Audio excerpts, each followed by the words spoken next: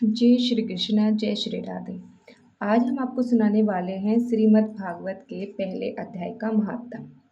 और हमारे चैनल पे ऐसे ही रोज एक अध्याय और एक का महात्म सुनाया जाया करेगा, तो आप जरूर वीडियो को ध्यान से सुनें। तो चलिए शुरू करते हैं। जय श्री कृष्ण। श्री पार्वती जी ने कहा, भगवान आप सब तत्वों के ज्ञाता है। आपकी कृपा से मुझे श्री विष्णु संबंधी नाना प्रकार के धर्म सुनने को मिले हैं, जो समस्त लोगों का उद्धार करने वाले हैं। हे देवेश, अब मैं गीता का महात्म सुनना चाहती हूँ, जिसका श्रवण करने से श्री हरि में भक्ति बढ़ती है। श्री महादेव जी बोले, जिनका श्री विग्रह अलसी के फूल के भांति श्याम वर्ण का है, पक्षी राज गरुड़ ही जिनके वाहन है, जो अपनी महिमा से कभी युक्त नहीं होते तथा शेषनाग की सैया पर शयन करते हैं, उन भगवान महाविष्णु की हम उपासना करते हैं। एक समय की बात है, मृदैत्य के नाशक भगवान विष्णु शेषनाग के रमणीय आसन पर सुखपूर्वक विराजमान थे। उसी समय समस्त लोगों का आनंद देने वाली भगवती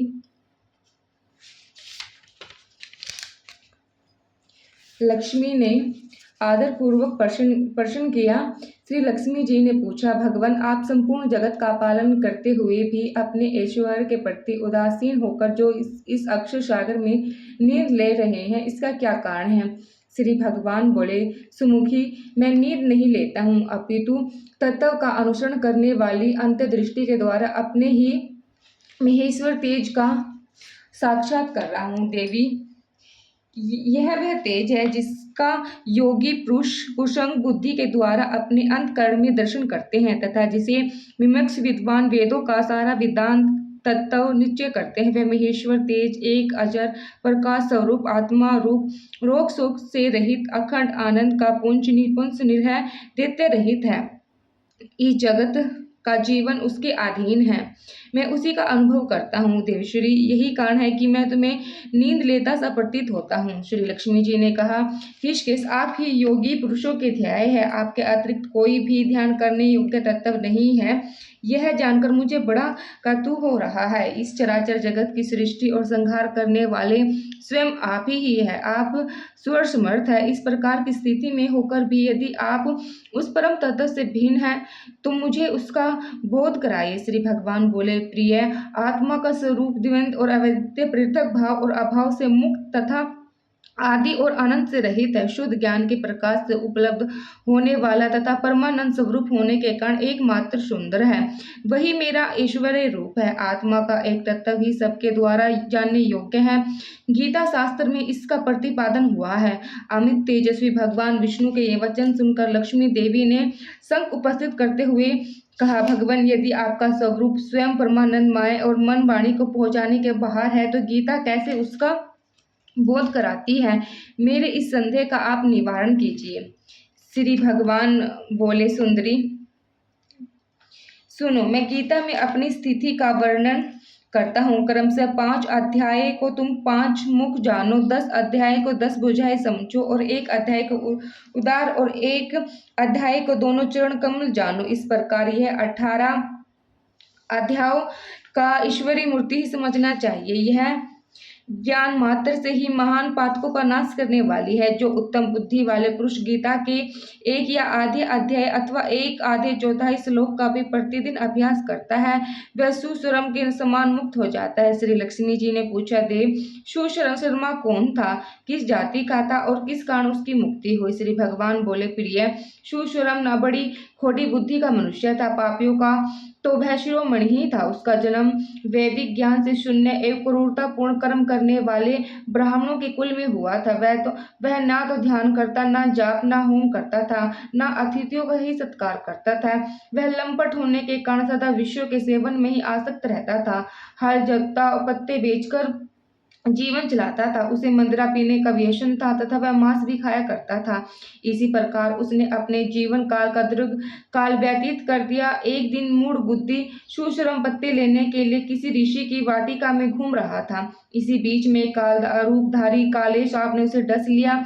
सुशर्म की मृत्यु हो गई। तंतार वह अनेक नरकों में जहाँ वहाँ की यातनाएं भोग कर मृत्यु लोक में लौट आया, और वह बोझा ढोने वाला बैल हुआ। उसी समय किसी पर ने अपने जीवों को आराम से व्यतीत करने के लिए उसे खरीद लिया। बैल ने अपने पीठ पर उनका भार ढोते हुए बड़े कष्ट से 7-8 वर्ष बिताए।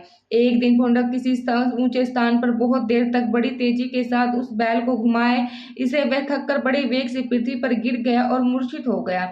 उसी समय वह कद्रुक वंश उत्कष्ट हो बहुत से लोग एकत्रित हो गए। उस जन समुदाय में किसी पुण्यात्मक व्यक्ति ने उस बैल का कल्याण करने के लिए उसे अपना पुण्य दान किया। तत्पश्चात कुछ दूसरे लोगों ने भी अपने अपने पुण्य का याद करके उन्हें उसके लिए दान किया। उसी भीड़ में एक वेश्या भी खड़ी थी। उसे अपने पुण्य का पता नहीं था, तो भी उसने लोगों को देखा देख उस बैल के लिए कुछ त्याग दिया। तंतार यमराज के दूत उसे मरे हुए प्राणी को अपनी यमपुरी में ले गए। वहां यह विचार करके कि वेश्या के दिए हुए पुण्य से पुण्यवान हो गया है, उसे छोड़ दिया गया। फिर वह भूलोक में आकर उत्तम कुल और शीलवान ब्राह्मणों के घर में उत्पन्न हुआ। उस समय भी उसने अपने पूर्व जन्म की बातों का स्मरण बना रहा। बहुत दिनों के बाद अपने अज्ञान को दूर करने वाले कल्याण तत्व का जागूसा होकर वह उस वेश्या के पास गया और उनके दान की बात बतलाते हुए उसने पूछा, तुमने कौन सा पुण्य दान किया था? वेश्या ने उत्तर दिया, वह पिंजरे में बैठा हुआ तोता प्रतिदिन कुछ पढ़ता था, उससे मेरा अंतःकरण पवित्र हो गया। उसी का पुण्य मैंने तुम्हारे लिए दान किया था। इसके बाद उन दोनों ने तोते से पूछा। तब उस तोते ने अपने पूर्व जन्म का स्मरण करके प्राचीन इतिहास का कहना आरंभ किया। शुक बोला, पूर्व जन्म में विद्वान होकर भी विद्वत्ता अभिमान के मोहित हो रहा था। मेरा रोग दोष इतना बढ़ गया था कि मैं गुणवान विद्वानों के प्रति ईर्ष्या भाव रखने लगा। फिर समय अनुसार मेरी मृत्यु हो गई और मैं अनेक घृणित लोकों में भटकता फिरा। उसके बाद इस लोक में आया। सुदूर की अत्यंत निंदा करने के कारण तोते के कुल में मेरा जन्म हुआ। पापी होने के कारण छोटी अवस्था में ही मेरे माता पिता वियोग हो गया। एक दिन मैं ग्रीष्म ऋतु में तपे हुए मार्ग पर पड़ा था। वहां से कुछ श्रेष्ठ मुनि मुझे उठा लाए और महात्माओं के आश्रम के भीतर एक पिंजरे में उन्होंने मुझे डाल दिया। वहीं मुझे पढ़ाया गया। ऋषियों के बालक बड़े आदर के साथ गीता के प्रथम अध्याय का अवतरण करते थे। उन्हीं से सुनकर मैं भी बारंबार पाठ करने लगा। इसी बीच में एक चोरी करने वाला बहेलिया ने मुझे वहां से चुरा लिया। तत्पश्चात इस देवी ने मुझे खरीद लिया। यही मेरे वृत्तांत है, जिसे अब मैंने आप लोगों से बता दिया। पूर्व काल में मैंने इसका प्रथम अध्याय का अभ्यास किया था, जिससे मैंने अपने पापों को दूर किया था। फिर उसी से इस वेश्या का भी अंतःकरण शुद्ध हुआ और उसके पुण्य के से यदि श्रेष्ठ सुश्रम भी पाप मुक्त हुआ। इस प्रकार परस्पर वार्तालाप और गीता के प्रथम अध्याय के महत्व के प्रश्न करके वे तीनों निरंतर अपने अपने घर पर गीता का अभ्यास करने लगे। फिर ज्ञान प्राप्त करके वे मुक्त हो गए। इसलिए जो गीता के प्रथम अध्याय को पढ़ता है, सुनता है तथा अभ्यास करता है, उसे इस भव सागर को पार करने में कोई कठिनाई नहीं होती है। अब हम आपको सुनाते हैं पहला अध्याय। धृतराष्ट्र बोले, हे संजय, धर्म भूमि कुरुक्षेत्र में के इकट्ठे हुए युद्ध की इच्छा वाले मेरे और पांडवों के पुत्र ने क्या किया? इस पर संजय बोले, उस समय राजा दुर्योधन ने वे चक्कर युक्त पांडवों की शून्य सेना को देखकर और द्रोणाचार्य के पास जाकर यह वचन कहा, हे आचार्य, आपकी बुद्धि शिष्य द्रुपद धृष्टद्युम्न द्वारा वे कर खड़ी हुई पांडव पुत्र की इस बड़ी भारी सेना को देखे। इस सेना में बड़े बड़े धनुष वाले युद्ध में भीम और अर्जुन के समान बहुत ही शूरवीर है, जैसे सत्यक और विराट तथा महारथी राजा द्रुपद और धृष्टकेतु चैतन्य तथा बलवान काशीराज पुरजित कुंती भोज और मनुष्य में श्रेष्ठ शव्य और पराक्रमी युद्धमन्यु तथा बलवान उत्तम मौजा सुभद्रा पुत्र अभिमन्यु द्रौपदी के 5 पुत्र ये सभी महारथी हैं।